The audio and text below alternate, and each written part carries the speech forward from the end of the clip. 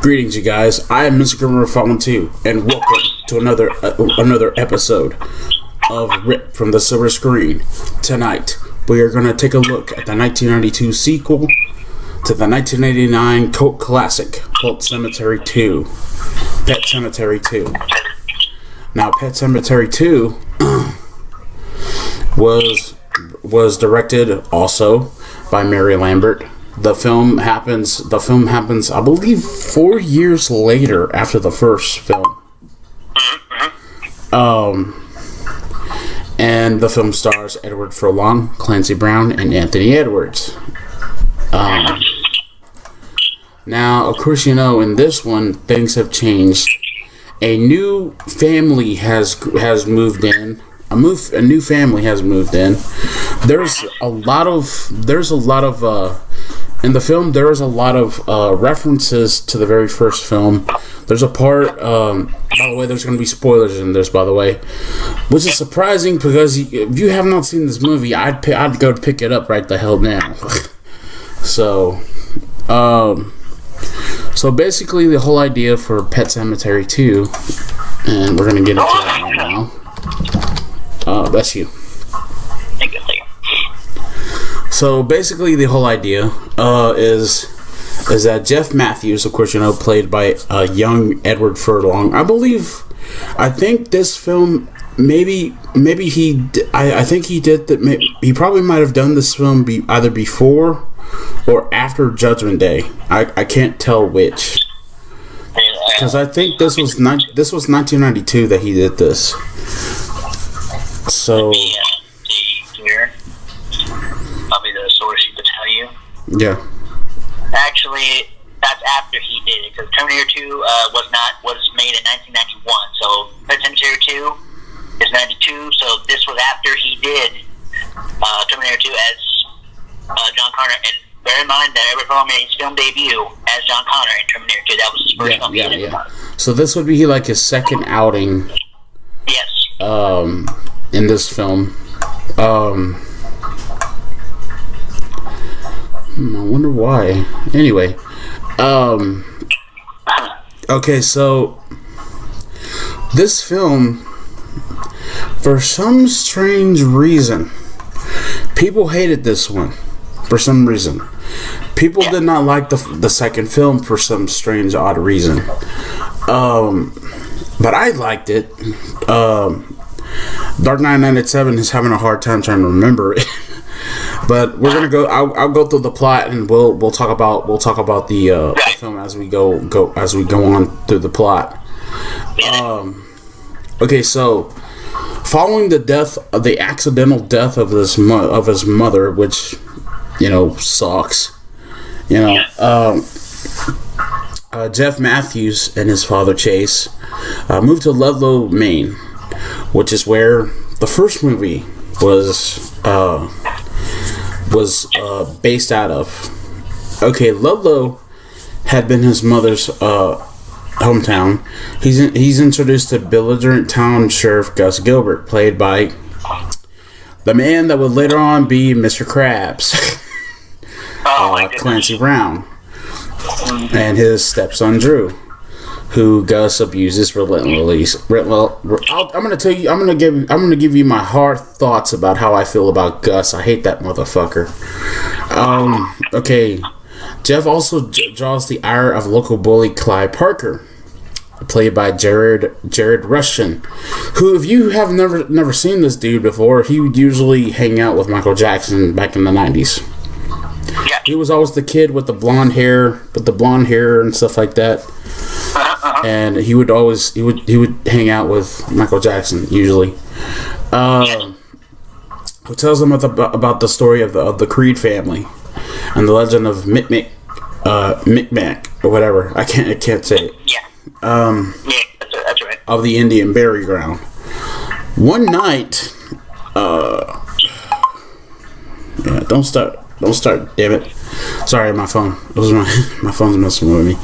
Okay, one night Gus shoots and kills Drew's beloved dog, Zowie, when he disturbs his pet rabbit. Drew asks Jeff to help him bury the dog in the Indian burial ground to see if the rumors are true that it can resurrect the dead. Zowie does indeed return from the dead, but is uncharacteristically fierce. Chase treats Zowie for his gunshot wound, which refuses to heal. Even more bizarre is the fact that Zoe has no heartbeat. Okay. You didn't think to understand that the dog is dead to begin with? Of course he would come back. No duh. Okay, Chase sends a sample of Zoe's blood to the lab. It turns out that Zoe's his blood cells have completely deteriorated and are no different from those of a dead canine. Wow. Duh. Jeff and Drew go to the pet cemetery on Halloween for a night of horror stories with the local boys. When Gus finds out that Drew's mother allowed him to go despite being grounded, he rushes to the cemetery and breaks up the party. He attacks his stepson, but just as he is about to hit him with a grave marker, Zowie appears. The dog fatally mauls Gus, whom the boys subsequently bury at the Indian cemetery. You should have learned from the first movie. I'll get to that later. Yeah. Yeah. Oh my god. Gus returns to life, of course. He now moves stiffly and rarely speaks, but treats Drew better. Over time, Gus becomes increasingly crude and sadistic, sexually assaulting Drew's mother and brutally skinning the pet rabbits for supper. Yikes. Zowie breaks out of the veterinarian clinic and kills 3 cats before entering Chase's home and attacking him. A day later, Jeff encounters Clyde, who is about to sever Jeff's nose using the wheel spokes of his own bike when Gus shows up. He sends Jeff home, then murders Clyde. I was so happy the little bastard got his as Drew looks on. Gus then pursues Drew to their house where the boy is trapped with the savage Zowie. He escapes through a window just as his mother arrives home in her car. The two take off. Gus pursues them at high speed in his police car, then kills them by ramming their car into an oncoming potato truck. Gus then returns to Clyde's body and puts it in a body bag, intending to take it to the burial ground as well. After Drew's funeral, Jeff decides to reanimate his mother. Oh boy. Gus exhumes her body, her corpse, and brings it to Jeff at the burial ground. When Chase hears that his wife's grave has been robbed by Gus, he rushes to the Gilbert house. There he is attacked by Zoe and Gus. He shoots and kills them both. Upon coming back to life, Renee stabs and kills Marjorie Hargrove, the Matthews' housekeeper. Jeff confronts his undead mother, and they embrace. Chase arrives home and urges Jeff to get away from Renee, who says she wants to spend quality time with her husband. An undead Clyde arrives, and after knocking Chase out, tries to kill Jeff. First with an axe and then with an ice skate. Renee locks Chase and both boys in the attic, which he then sets on fire. Jeff kills Clyde with a severed live wire, then breaks down the attic to escape. Renee wants Jeff to stay and join her in death, saying she loves him, but Jeff drags his father out as Renee is destroyed by flames while shrieking, "Dead is better." In the final scene, a recovering Chase locks up his veteran clinic, but then he and his son leave Ludlow behind. Okay, let's talk about the problems that I had. Let's talk about the problems. You, first of all, idiot, okay, first of all, from the first film, this was a bad idea. Why would you go back to the Indian burial ground knowing full damn well what happened at the very beginning? Of course the stories were true. Of course, the stories were true from the first film. You know what I mean? Gage came back from hell. The cat came back from hell. The mother came back. All hell broke loose in the first film. So how the hell? The old man got killed by Gage. By the way, spoilers. By the way, you should if you want to hear more about this, watch my Pet Semetary review. And you'll hear me talk about a bunch of stuff with that. But we come to Pet Semetary 2. Why again would you decide to go back to this cemetery, to this goddamn godforsaken place? You bury your dog there. You're gonna bury your the family, the local bully. You know what I mean? I don't know. What do you think, man? What do you think, man? Okay, so like I said in part 1, we all know about the story of that barrel ground, what it's capable of. Yeah. Maybe go in part 2, where it's a new set of characters. Same crap happens. It's the same thing. The dog dies, so they put the dog in the barrel ground in one bag, and it's not the same dog. You know, it's not the same as when it was alive. And I tell you, you know, the things that happen after it, my God. It's like you didn't learn anything. Exactly, they don't ever learn. And not to mention the fact that they're going to make another Pet Semetary 2 next year. They're going to make a remake for the first film, I believe, for Pet Semetary Part 1. You don't learn anything. You're not learning anything by going to a. See, dude, if I were dead, leave me dead. Leave me dead. Don't bury me up in an Indian burial ground and freaking because I'll come back and fucking kill you. That's it. And if I come back and kill you, you're done. You're screwed. You know what I mean? And there was some things that I love about this. I love this movie a lot. It's a cult classic, and it's a cult classic to me. But I still don't get why this film got so much shit from the critics. Why this film got so much shit? Was it because of the acts of idiocy from the cast? Was it because of that? If so, then yeah, maybe it was because of that. Yes, this movie does seem to have pacing issues too. I want to say that it has pacing issues, but also there was some things that I did not like the bully. I think Gus was a bastard for what he did to his to Drew. I think he was a bastard even in death. I think he was a bastard for what he did to for digging up the mother, dude. Digging up the goddamn mother and freaking taking her to that damn place and making her bring and her coming back and all hell breaking loose with that. You know what I mean? You know what I mean? And then I love the references that they talk about in this film. From the first movie, they talk about, of course, the bully Clyde. References talks about the first film, talks about the Creed family, who you remember was Gage, who you remember was in the first film. The daughter, and then I think he says something about the daughter too. I think the daughter went nuts, according to his little story that he said around the campfire. Something I did not know about. But while watching this movie, you can see there was some pacing issues. You can see that there was some stuff that was going on with this. But I still believe that this movie was good, even though I did not like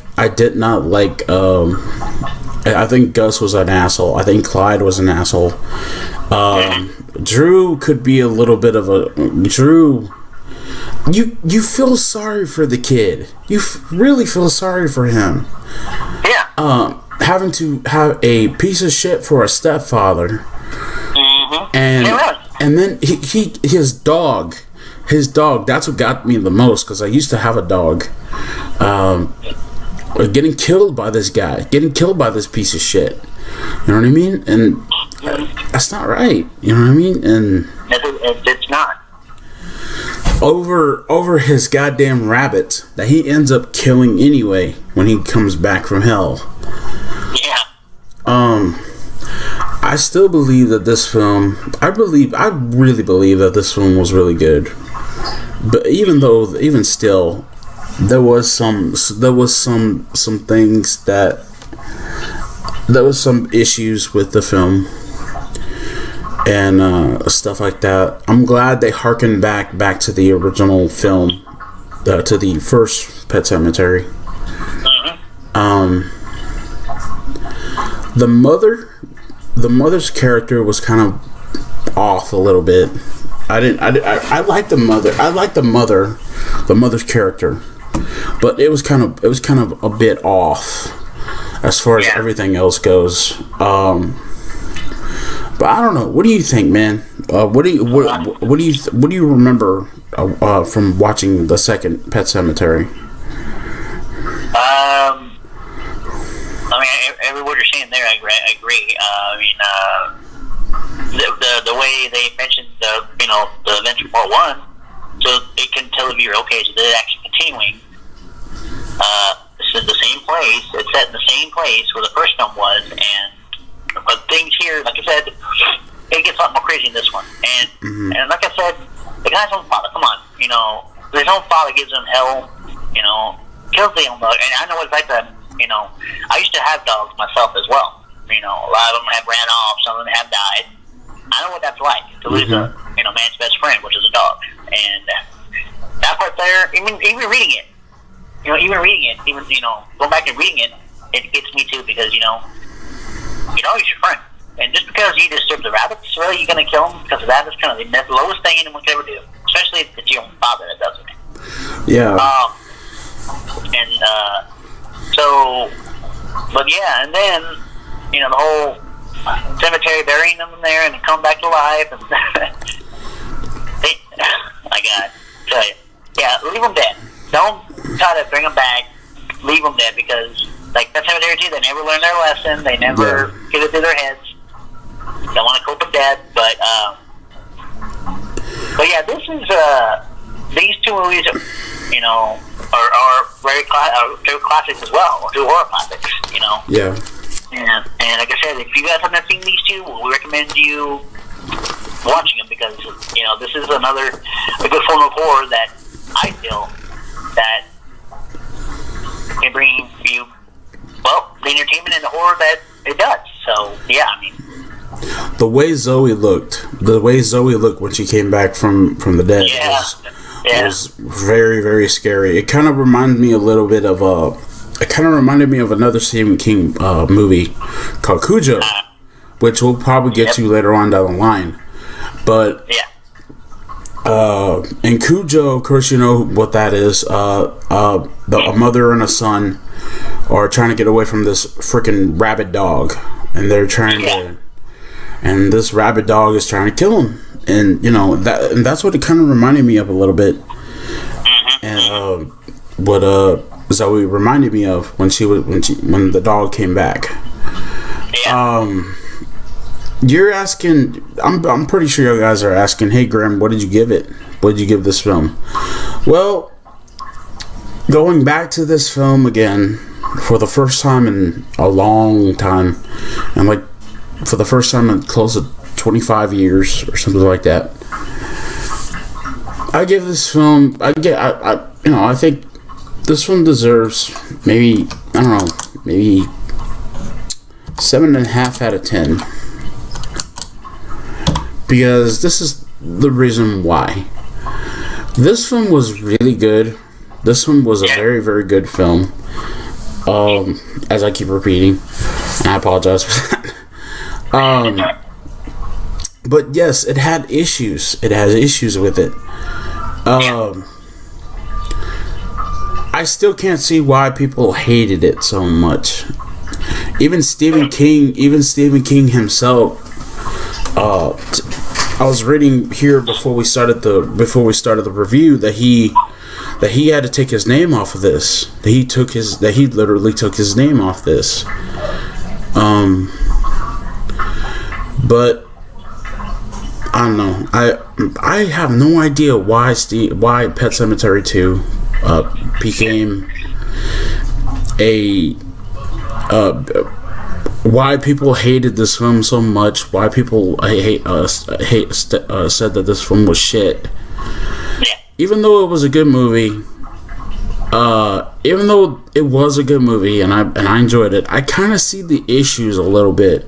There was pacing issues. There was problems with there was some problems with trying to tell a good story, and even though it was a good story, but it just didn't match up. It didn't match up all that well. So yeah, that's why I gave it a 7.5 out of 10, because the story was kind of off a little bit. It's kind of, and it's a cheese. This movie was kind of cheesy, but not really. A little bit, not that much. Not really. But even still, it's still a cult classic to me. I'll still watch this goddamn movie every Halloween. I'll still watch the first one too every Halloween. But what do you think, man? What is your thoughts on Pet Sematary 2? Well, I agree with you on the same rating. Like you said, they had its issues, but it's a good classic. So yeah, never stop watching it.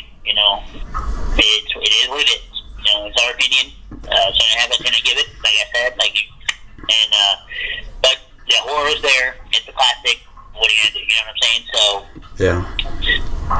If you haven't seen it, like we said, we recommend checking it out for yourselves, and you be the judge. You see what you think about these two films. But yeah, it's a good horror classic to me, and it is what it is. Yeah, well, that about wraps it up for this edition of Ripped from the Silverscreen. We're gonna give you guys two more reviews if my partner still has enough time on his hands. We're gonna talk about the two more films, and then I'm gonna give you guys 3 reactions here in a little bit too. But that in mind, thank you for watching Ripped from the Silverscreen. I'm Mr. Grimreaper, and I'll see you all in the afterlife. Peace.